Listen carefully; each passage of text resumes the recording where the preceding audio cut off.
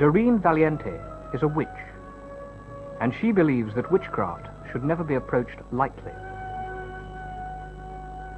The amount of silly dabbling in the occult that goes on today scares me. These people think that they're doing something terribly clever and terribly with it, and it's all great fun. And what they don't understand is that they're invoking forces which they can't fathom, and they're making themselves a channel by which those forces can come through into the world.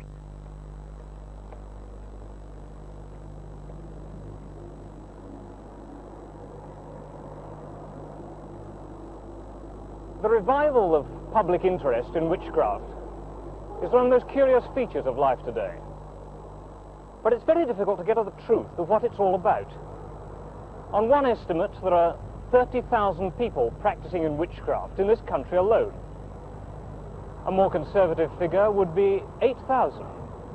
But even so, it's enough to make you think. Are there really dangers involved, or is it all just a delusion? And if it is just a delusion, why do so many really quite intelligent people half believe in it?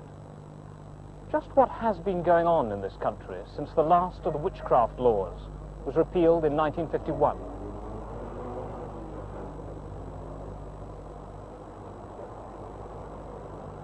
Witches certainly hit the headlines, often in conflict with the church.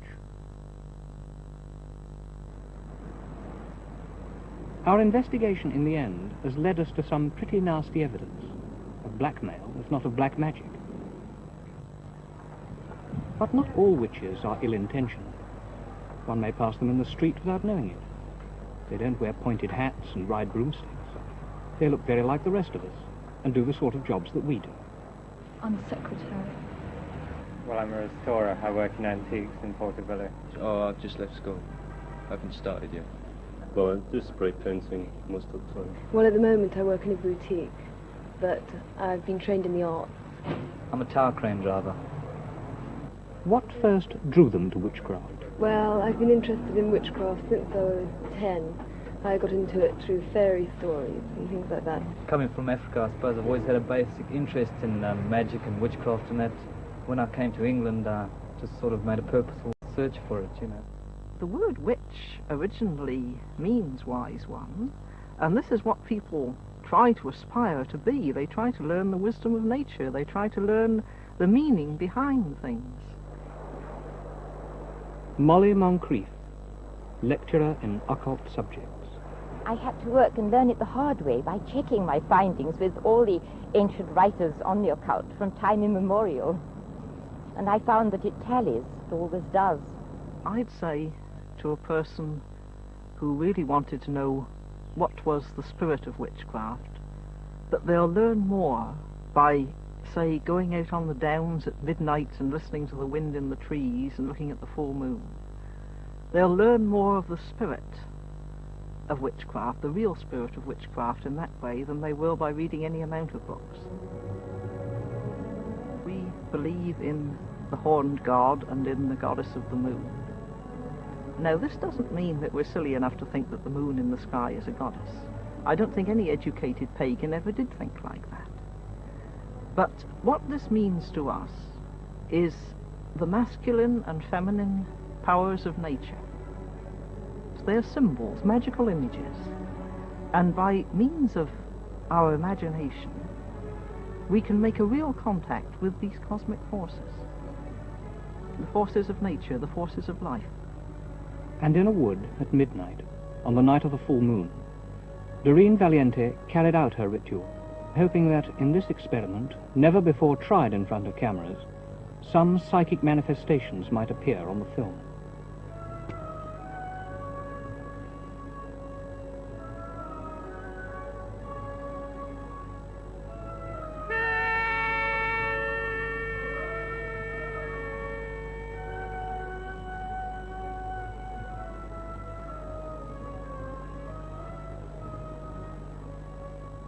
Diana of the rounded moon, the queen of all enchantments here, the wind is crying through the trees, and we invoke thee to appear.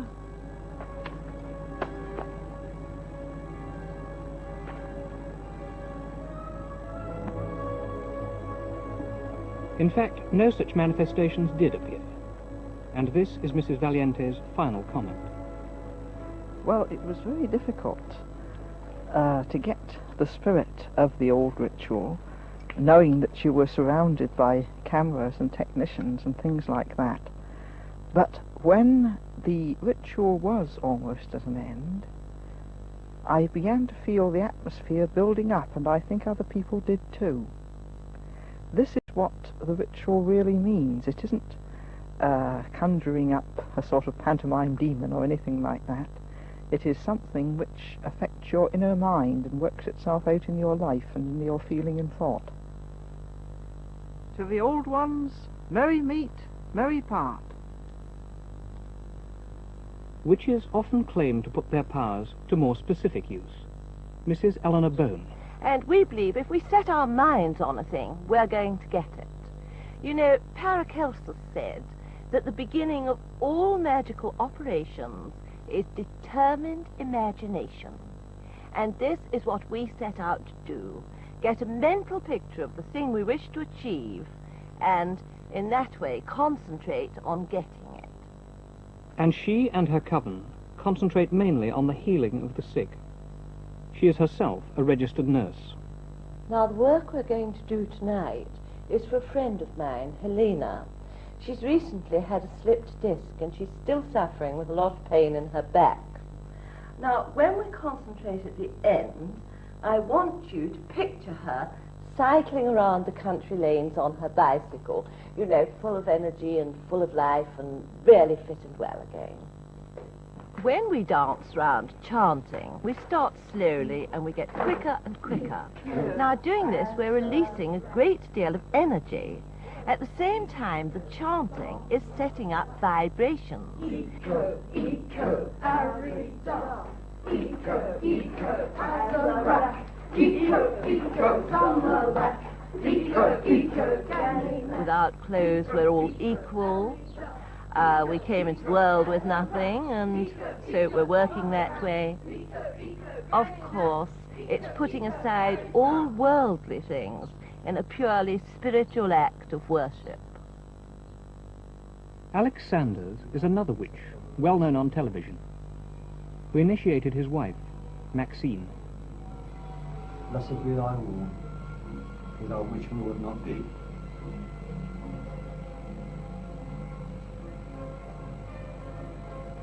Blessed be thy breast formed in beauty.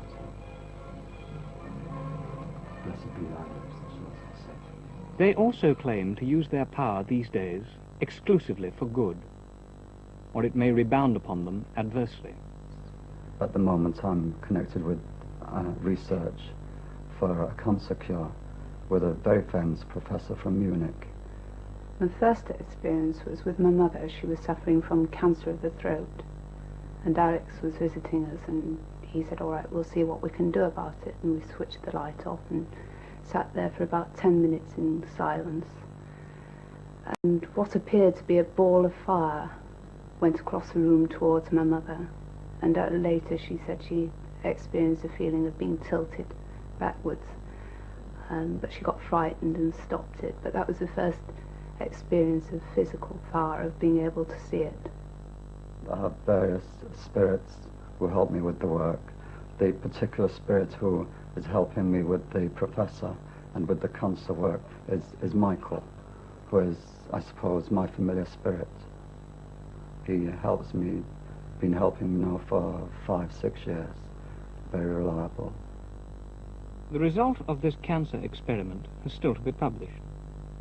But the view that today's suburban witches are the direct descendants of the witches who perished here and in Europe during the great witch persecutions is disputed by Keith Thomas, the historian and author of Religion and the Decline of Magic, who blames it all on a Scottish lady anthropologist, Miss Margaret Murray. I can say in all candor that there is no basis for that view, but her views have been very influential, and they can be found in debased form on every station bookstall in the land. And so these suburban ladies and gentlemen who are acting out these fantasies are no doubt getting a good deal of healthy exercise, but I don't think they've got anything at all to do with the witches of the 16th and 17th centuries.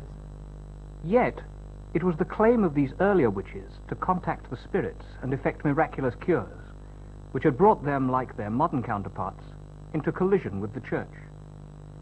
Though the Church in the Middle Ages was in the curious position of condemning witchcraft, when it was virtually in the business itself. The medieval Church had an elaborate repertoire of benedictions and consecrations designed to drive away evil spirits and give protection against fevers and floods and dangers of all kinds. And there were amulets, of course, for the individual Christian to wear. In addition, a great number of superstitions surrounded the sacraments of the Church, in particular the miracle of the Mass.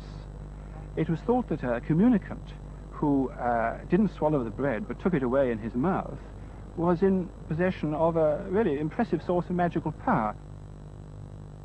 The Church also proclaimed the existence of a devil and his attendant demons who were, so to speak, in rivalry to Christ and his saints.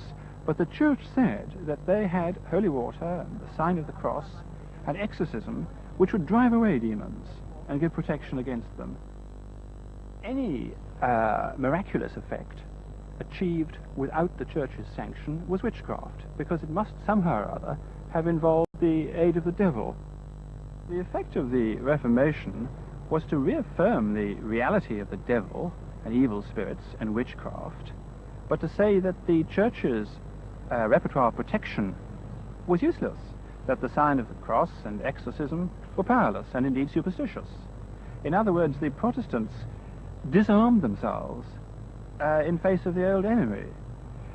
They also forbade counter-magic, popular charms against witches, and so they left the imaginary victim of witchcraft with no alternative but to prosecute the witch in the law courts. As far as the white witches are concerned, persecution was continuous and pretty ineffective, because I suppose there were probably as many white witches in 16th century England as there were parochial clergymen. As far as the black, maleficent witches are concerned, we don't quite know, because not all the records of the assizes survive. The usual estimate which is made is that perhaps 1,000 witches were executed. This is said to be the skeleton of one of the witches of St. Osyth, executed at Chelmsford on July the 5th, 1589. Her body was nailed down to prevent her rising from the dead. Historically, the distinction between different kinds of witches, white and black, good and bad, has always been important.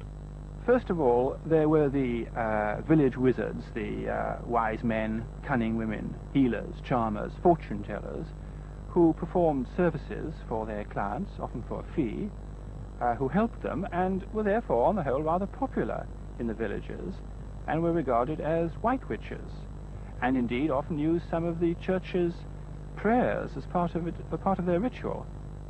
These survive in country districts to this day. Theo Brown, a research fellow in British folklore, prefers to call them charmers. From Minehead down to Bodmin Moor, I've known about 17 charmers. It may be purely coincidental. They're nearly all men. They don't like reporters or anything like that. They usually talk very freely to me, surprisingly so. In fact, on one occasion, I went to see a charmer. I was a complete stranger to him. He invited me into his house, sat me down in his parlour, looked at me very hard, and said, "You can do it, can't you?" William Painter is a Cornish bard, and his bardic name means searcher out of witchcraft. Quite recently I gave a talk to some 60 children on Cornish folklore at the Liscard Secondary Modern School. And at the end of my talk, during the discussion and questions, I was amazed when 4 children, each in turn, one said, "My grandfather can charm warts. My grandfather can charm ringworms in cattle. My grandfather can stop the flow of blood when anyone's badly cut." And the 4th, "My grandfather can charm snakes." I don't know exactly the procedure, except that they make a circle round the snake with an ash stick. And because of the formula of words they use, apparently, the snake cannot leave the circle. In fact, a man I met who has seen this done said the snake lashes round and round inside this invisible circle, is quite unable to break out of it. Again, at one period, there was a great demand for charms in bags. And here is a charm I discovered in Cornwall, hanging over a mantelpiece. It is a charm against all terrors by night. It contains the wings of a bat. The second category is black witchcraft. The type, I suppose, we think of when a witch is mentioned, was the person who was suspected of having done harm to her neighbors by some supernatural means. The witch usually lived in the same village, and the most usual situation, I suppose, was that she'd come to the door to borrow some food or drink, or even to beg some money for some neighbor, to ask for some neighborly help, and the neighbor had simply slammed the door in her face. A few days later, something goes wrong in the household, a child is taken ill, somebody dies, the pigs are sick, and they turn around and blame the witch. I think in the old days, people very often did put a curse on someone that worked, because, you see, people were very much wronged, perhaps by, say, the local squire turned them out of their home, and they had no redress at law or something like that. No human law could do anything for them. And when a person was really wronged and cursed someone from the marrow of their bones, believing in every word of it, then that sort of curse with justice behind it did work.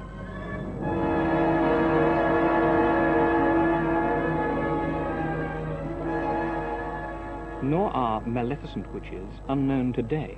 I recently heard of a grey witch who blighted a neighbour's cattle over the hill, and a bishop went and remonstrated with her about this.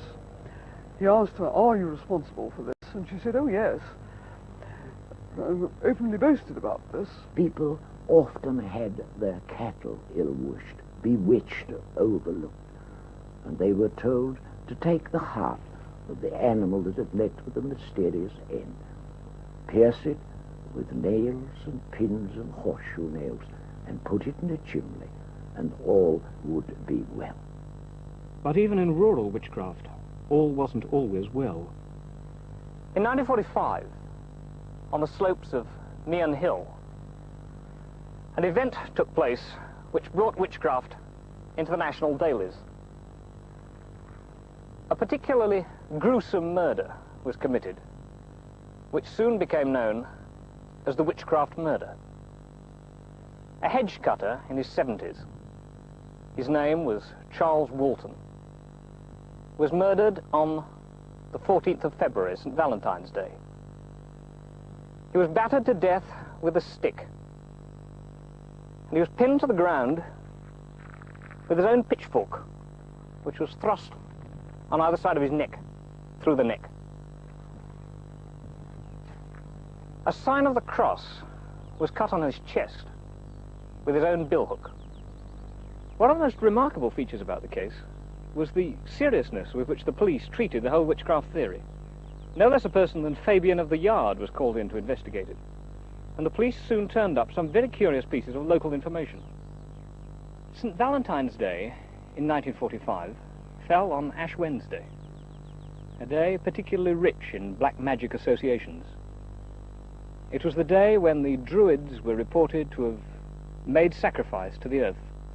They killed their victim with a knife and allowed his blood to drain away, to replenish the fertility of the soil. Charles Walton's case aroused the interest of Margaret Murray, the celebrated Egyptologist and archaeologist. She was then in her 90s, but she came down to the village to stay there and investigate the case personally. And she said that she was 95% certain that the killing was a witchcraft killing, that Walton had been murdered to replenish the earth. Well, why should this possibly be so? the theory that came out was that Walton himself was a witch, and he'd made barren the local land. The crops had been bad, they'd been late, and they hadn't really been very fruitful. He is said to have tied a toy plough to the leg of a pet toad and sent it scurrying across the local fields. In 1875, in Long Compton, a village only a little way away, an old woman had been killed under exactly the same circumstances. A pitchfork had been thrust into her throat, and the young man who did the crime confessed later in court that he had done it to rid the village of witchcraft. This is a photo of old Walton, and his case demonstrates just how elusive witchcraft can be to the investigator. With me now is the person who knew him most and best, his niece, Mrs. Good. Mrs. Good, Charles Walton was living with you at the time of the murder. Yes. Do you think that there was any chance that witchcraft played any part in his death at all? No. I think the papers made a lot of it. And I lived with him all my life, and I've never known such things. I think it's ridiculous, really, the things that were said. What did you think about the theories in the newspapers? And, what the paper said was very disturbing, because none of it was true. Warwickshire is supposed to have been one of the great centres of witchcraft. Did you ever meet a witch or know anything about witchcraft? No, never. I've never heard of it. I never remember them talking about witchcraft till this came along. Coincidence can account for many things, and the easy explanation is often avoided. The vicar of Laniste in Cornwall, the Reverend R.F.G. Pierce, had this to say. One Sunday I noticed that the church candles seemed to be burning down rather quickly, so I made a mark on them. The following Sunday I noticed that they had burnt down even more, so I went along to the police and said that I thought perhaps somebody was using the church during the week. I said that we would arrange to have the church locked, and to my amazement I saw a report in the newspaper the next day, "Vicar asks police to solve altar candles mystery." For myself, I don't think that there is anything to do with witchcraft in the matter, although that was suggested in the report, because I think that witchcraft is the manipulation of one person by another. More probably, it was a vagrant who was seeking shelter in the church. But dating from ancient Babylon, there has been a third type of practitioner, considered to be even more sinister. The intellectual wizard, the man who tried to get in touch with the spirit world by an elaborate ritual of conjuration, drawing circles and lighting candles and hallowing and so on. This was, as I say, a rather intellectual thing to do. It was very popular at the universities, and I suppose from the point of view of Jacobean undergraduates was rather the counterpart of modern drug-taking as the stock student temptation. Take the case of the notorious Sir Francis Dashwood, who founded the Hellfire Club in the caves below West Wickham. It's difficult at this distance of time to know how much genuine Satanism played a part in their practices. It was rumoured that Dashwood and his companions had celebrated Black Mass both here and at Medmenham Abbey.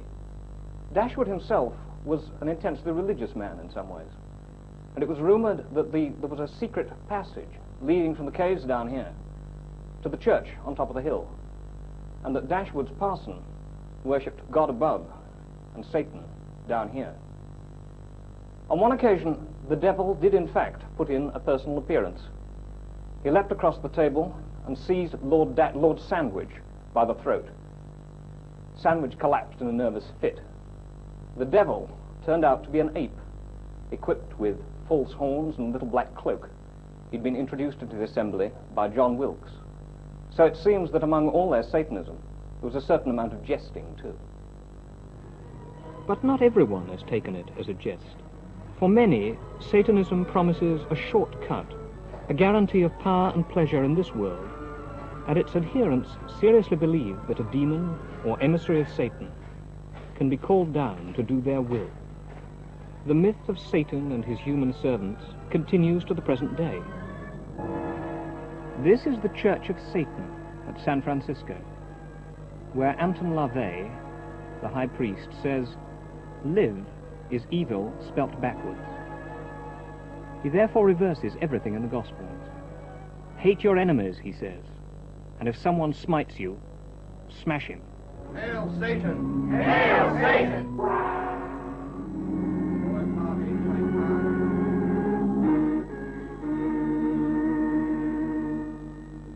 Behold, saith Satan, I have a circle on whose hands stand the 12 kingdoms.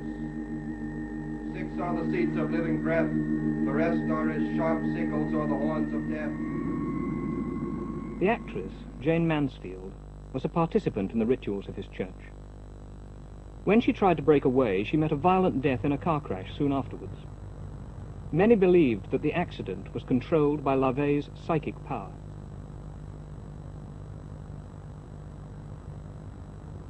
And when Charles Manson and his satanic family were found guilty of horrible ritual murders, the public realized that the gap between fantasy and practice had narrowed alarmingly. Also, it's been coming nearer home. The desecration of this cemetery at Basingstoke last Easter could, of course, have been the work of hooligans. But since it seemed to require such frenetic energy, Satanists cannot be ruled out.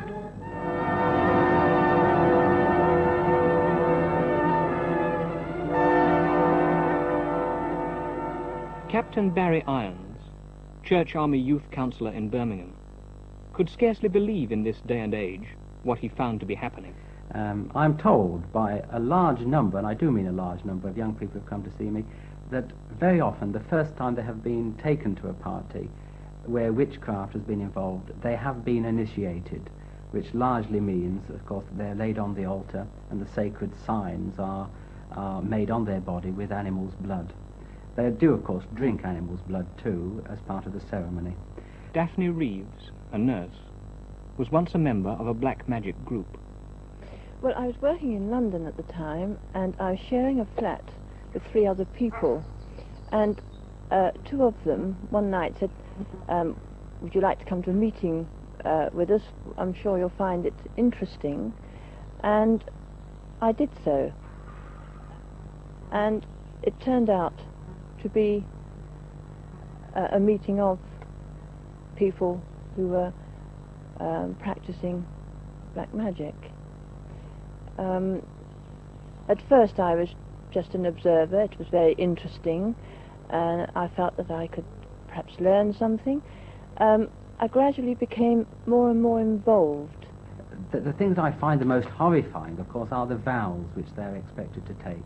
And these are the things which hold people, of course, to the group long afterwards.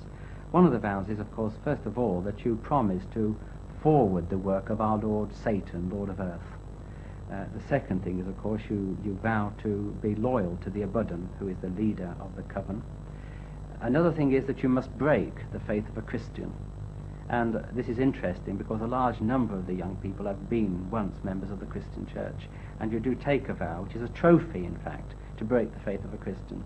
And the last one, which is even more frightening and horrifying, that you will get a man of influence or responsibility into a compromising situation.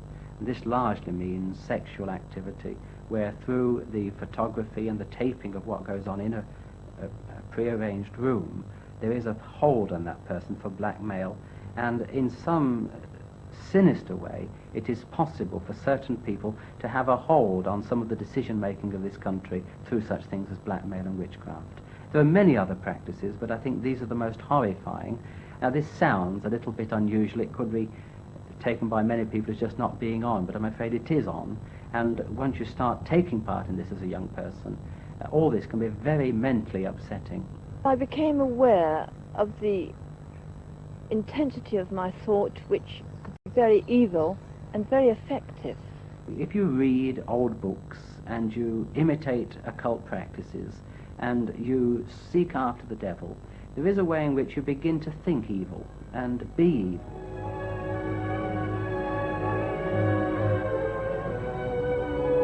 At Boscastle in Cornwall, on the quay where the witches used to whistle up the wind, there is a witch house full of curious objects, including a tableau depicting the Black Mass.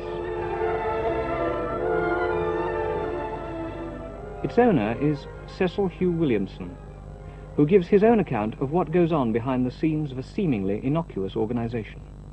Today, we have got this very sound and practical system, which after all is the basis of all spy systems, and any Russian person running an intelligence service, or German or French, would recognize it at once. You've got the cell system, where the cell works, but it has its link man. So, you can imagine this scene.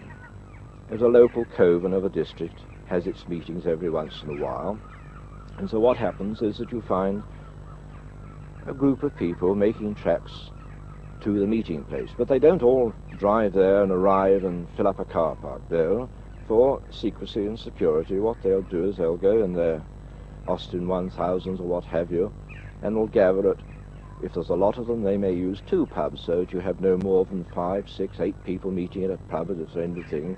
They'll leave some of the cars there and go off in 1 or 2 cars, and they will then drive off to this country house or maybe a farmhouse.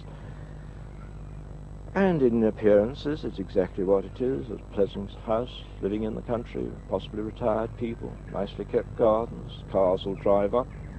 Any locals will say, oh, well, Mr. and Mrs. So-and-so are having a little cocktail party and get together. Eventually one of the people will come and say, well, quieten down, everybody, he's arrived. By the word he, they refer, of course, to the man in black, the coven leader. Now, the coven leaders sometimes is seen, but very rarely these days. The system is practically the same everywhere, is that there's a door which is left open and leading into the room where the guests are assembled. People quieten down, shade the lights down a little bit to a quiet light, and a runner, which is the man in black's secretary or scribe, will make all the arrangements. He's like a major domo. And the major thing which they do is that when the preliminaries are done, they start about the business in hand today. Ever since the dawn of time, there have always been people that want things. They want somebody else's wife, they want health, they want youth, they want this, that, and the other. And the witch, as the word witchcraft says, they are in trade. It's a business. You pay your money, and you get a result for it. And so, with the witch craft business and all the witches, they've always referred to their customers as wanters, because that is exactly what it is. If you can't get it in the shop down the street, if the law doesn't provide it for you, well, then you go to the witch. I did a magic ritual in reverse, and within a year I owned a 26-roomed house. Within 2 years I was worth £250,000. Within 5 years I'd gone through nearly £750,000 by the use of black magic. How do you join? Oh, that's probably the most common question that I'm asked. All sorts of people are dead keen to become witches and join witchcraft covens. Well, the short answer to that is you don't join. The witches select their replacements very, very carefully, and anybody with a little bit of common sense who sits down and gives it a little bit of thought will see why. After all, you're going into a most exclusive organization whose work, mostly for their wanters, is beyond the law. In fact, let's be blunt about it. You join a witchcraft coven and you are almost certain to at some time be a murderer or a murderess. The reason that I drew away from it was because the first person to help me with the ritual was my sister. She was involved with me in a shooting incident.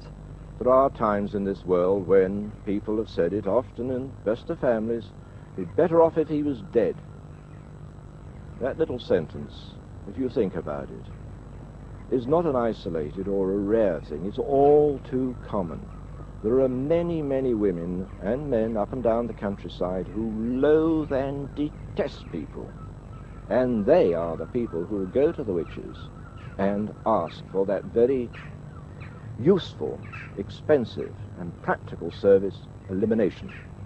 I think a black magician like I was, if I'd gone on much further, I probably would have started to use human sacrifice, animal sacrifice, then human sacrifice, and probably degenerated and maybe committed suicide or been executed for murder, or whatever the penalty is for taking human life. Nowadays I try not so much to have a guilt complex about it, but try to make amends. Once they try to come out of the group, tremendous pressures are put upon them. They don't let them go very easily. They know where they're working, for instance, they know where they're living, they even know who their boyfriend or girlfriend is. I had been a member for 5 years, and the road back, I don't think anybody should underestimate how very difficult it is, you know, to do this. Nasty notes pinned to a jacket, a note put on your typewriter, a cat's heart or testicles found in your jacket pocket, all these things which break down your moral resistance. A person standing outside the gates of your factory asking you to come to another party or telling you when the next large meeting of the witches is. The offering you of drugs, because largely you will have an appetite for certain soft drugs. The other thing is that it seems, and I cannot understand how it works, that they do seem to be able to know what each other are thinking. There is a kind of a telepathy, a thought wave from the abundant to the person. I can't understand this. I still find it hard to believe. Their power is great, and they have a very long arm, and I think that I don't think one can experience this and come away unscathed. I think something is bound to be left. You're bound to have scars. How do they eliminate a person? Well, broadly speaking, there are two methods. One is that you use the practical things which are already on this earth. By that I mean you can poison a person or such like things.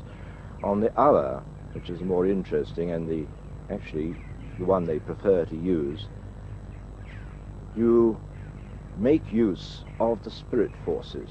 Now that may sound a very tall order to you, but it comes in the category of mesmerizing a person, influencing their mind and controlling them. I'll give you an example. Shall we say there's a wife wants to get rid of a awkward, we use the word caddish husband, a blackguard. Well, he works in some place like most people. He has a car, probably on the way home he has a drink with the boys, and so the witch, having once received her commission, will get one of her runners to watch all his movements, and she finds that he goes into the Black Dog at such and such a time, and he has a drink there, and then he drives home, or he goes off to the house of his mistress or what have you. So the procedure is quite simple, is that arrangements are made for the witch to go to the pub, and she will be in the bar there, be quite close to the target, as you might say, and she can either speak to him direct, get to know him, or she can actually do it with her back turned to him, and what she does is she gives her particular spirit, and I ask you to believe this because when you're talking about witchcraft you do step into the world beyond, which the average person knows very little about, but it's so real. And she will instruct this spirit force to latch onto this fellow, and the instructions to it are very simple. She just says, make this man go to sleep in 15 minutes, or half an hour, whatever it may be, knowing full well that he'll finish his drink up, and he'll go out of the car park and get in his car and start to drive home, and he will black out. Well, a lot of young people don't believe there is a power when they get involved in satanic or black magic practices. They go for the drugs, they go for the fun of it, they go for the adventure. But many young people, although they don't believe it at first, by involving themselves in occult practices and satanic worship, they open themselves to spirit possession. Well, really, it's the power of the church in reverse. Very powerful, very frightening. And since the Reformation, the Church's use of exorcism has been creeping back. The Bishop of Exeter set up a study group to look into it. John Richards was the secretary. Our study group and its findings have made quite clear that there is a great difference between the mentally sick and those whose illness is primarily spiritual. We have on our study group doctors and psychiatrists. The New Testament view of demonic possession, in my experience in recent years, I've had to now come to accept this. The manner of Christian exorcism is very varied. It could be done quite informally and extemporally. The first one took place on a Sunday afternoon at 3 o'clock after I'd invited a young girl who had been a witch for about 4 years to come and see me. The day before I had found out a lot about her. I found that she had rejected the Christian faith. She had now a satanic name. She was an Ephonite, which is a kind of a second-order witch, and she had taken the vows and was very guilt-ridden about all that she had done, and she wanted help. I found also she had taken drugs. I found a lot about her family, and I was pretty convinced that she was possessed of something which was evil, and I felt compelled to do something for the girl. And what I did for her, I've done for many others since, in fact over 142. And she begins to say, "What are you doing to me?" And I say, "I don't know what I'm doing to you, but I think I'm blocking the Abaddon insofar as I'm picking up something of what he's trying to say to you." And while the girl is in this almost state of transit, it is very important then to make contact with her. And I always kneel down by the person and put my hands on her hands, which of course she pulls away, but I hold them. I think the best and the only real antidote is prayer. It is a very powerful weapon, as these people themselves realize, of course, and are frightened of. And as I say the Lord's Prayer, nothing seems to happen until I come to and lead us not into temptation, but deliver us from evil. And when that happens, I'm frightened to death in many cases, because by this time the girl is pulling away and saying, "No, no, no." And at the same time, I'm very, very hot or cold, and my heart is really bumping very fast, and the whole room seems to be alive. And as soon as I said the Lord's Prayer, I then say, by the authority given to me in the Lord Jesus Christ, I command the powers of evil within you to cease, and I give you back your Christian name. And then I give the girl her Christian names as they used to be, and I sign you with the sign of the cross in the name of the Father and of the Son and of the Holy Spirit. And it's a great act of triumph, you know. But the other thing is, it's never over there, because the person always leaps up into the air and has a kind of an epileptic fit, or runs down the stairs and collapses. And the horrifying thing is that they're very often unconscious for nearly half an hour. But the beautiful thing is, when they awake, it's over. It is really over. I bind all evil forces and all evil influences, so that they never more disturb, distort the soul of thy servant Frank. But that he may Here is another exorcist, the Reverend Christopher Neil Smith, at work on the case of an American who felt that he had been bewitched. And of the Son and of the Holy Ghost.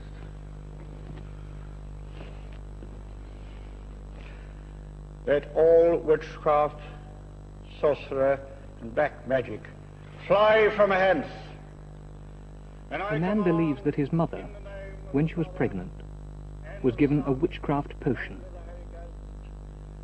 And I exorcise thee, every unclean spirit, by the true God, the living God, the holy God, that they may never more hold tyranny over thy soul, and give place to Christ, his power, his pardon, and his peace.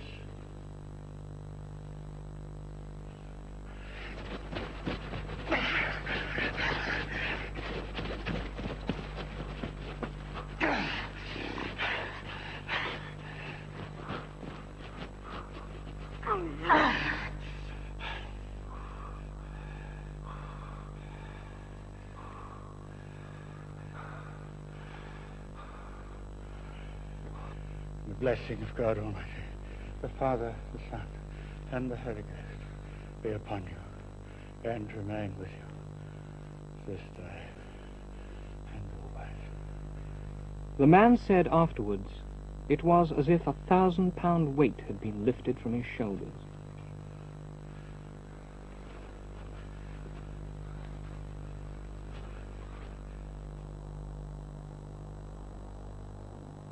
What then are we to conclude? Are witchcraft beliefs basically of the same order as Christian beliefs?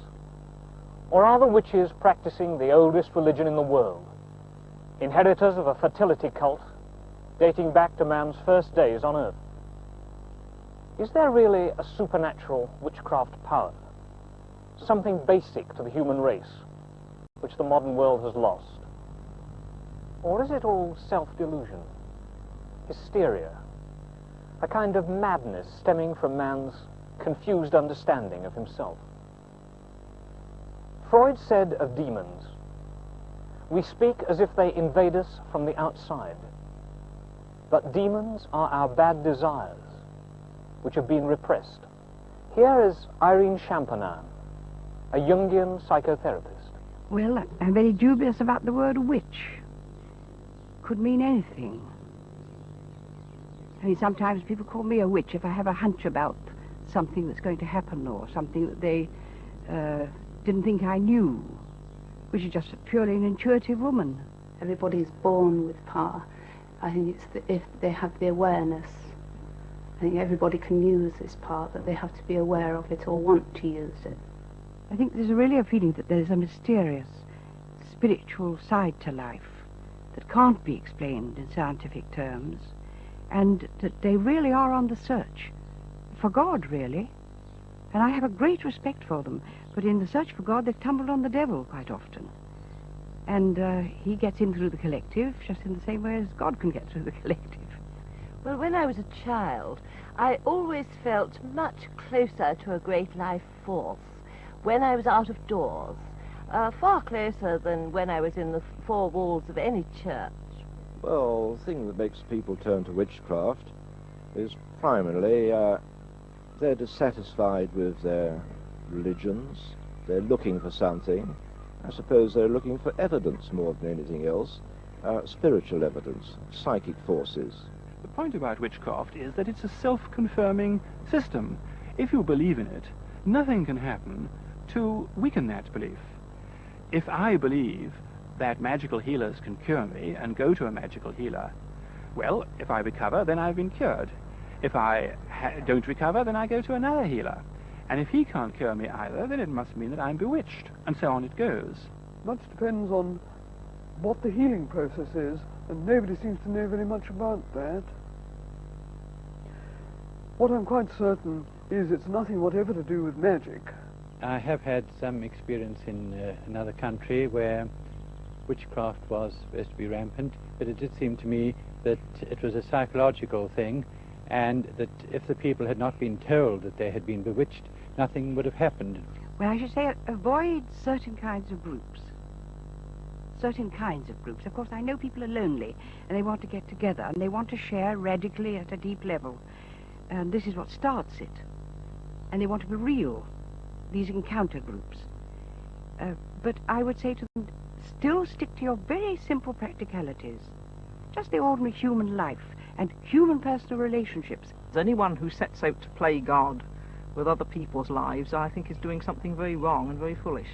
When I look back on those 5 years and realise just how very evil they were, I hope I never go back. I would never go back on the black path again. I've still got money in the bank from those days, over £137,000. I will never touch it. The danger at the moment is that many young people have rejected the Christian God and are seeking out old gods which are false, which are dangerous, and really will resort to their own ruination. Once you're in, you sold your soul.